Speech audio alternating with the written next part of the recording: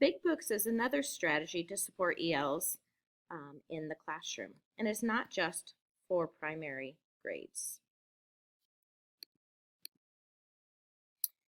One thing is Big Books really helps support the use of all four domains of language, including reading, writing, speaking, and listening, because students are actively engaged on each page of the book.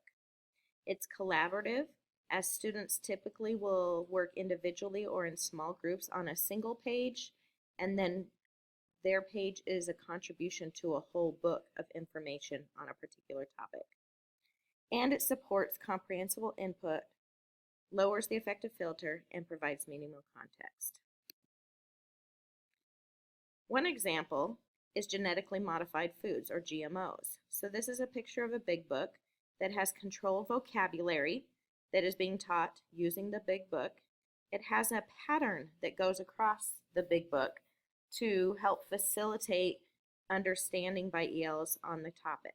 In this book, the sentence that is consistent on each page is, the important facts about GMOs is that they are, and then there's additional information. So this one is sources of food whose DNA has been altered through biotechnology. Another page, it may be another ending to that phrase. In addition, Big Books helps chunks information so students can have access to the content through small bits of information that follows consistent formatting. It scaffolds the learning of content using language, it's interactive, and it's personalized. Some examples might be that you could read aloud a teacher-made big book to review key vocabulary for a unit. So if you're wanting to teach a concept, you would have a big book with pages that has key vocabulary, one per page to review. And a continue and explore would be that students could then look for images or supporting vocabulary or examples of each of those vocabulary words and contribute to the big book pages to help tell the story.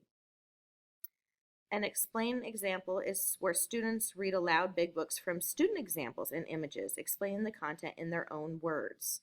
So this is where students make their own big book pages and contribute to the explanation of the content.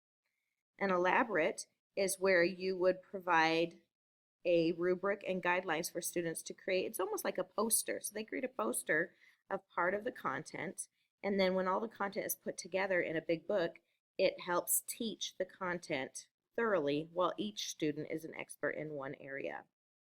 And then for evaluate, students can present their big books orally.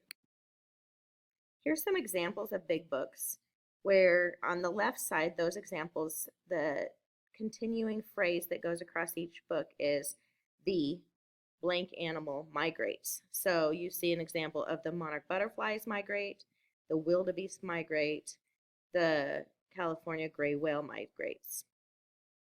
On the far right pages, there's additional sentence stems that each page would contribute. So I am a blank, I migrate to because. So you see one example of I am a loggerhead turtle, I migrate to one area because whatever. So for instance, the monarch butterflies migrates south to look for warmer weather. So these are examples where all the students had a single animal to research, but they had a common phrase on each page while they contributed additional information. Big books can be assessed using formative, summative, or rubrics, and there are many digital tools that can enhance either big books or by creating digital books that students can contribute to, which is easy if you have a one-to-one or access to computer labs. Want to learn more? Here's some resources.